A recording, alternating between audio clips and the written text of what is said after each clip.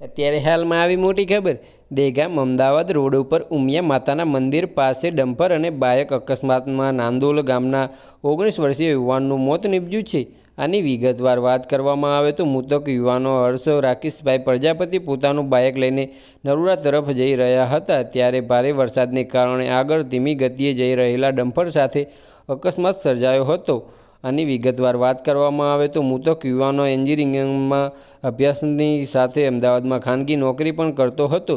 શરીરે ગંભીર ઇજાઓ પહોંચતા દહેગામ બરબ ખાતે સારવાર હેઠળ ખસેડાયો હતો. આની વિગતવાર વાત કરવામાં આવે તો અને આજે સામૂહિક આરોગ્ય કેન્દ્ર ખાતે મૃત પામેલ છે અને દહેગામ સામૂહિક આરોગ્ય કેન્દ્ર ખાતે લાશનું પીએમ કરવામાં આવેલ છે.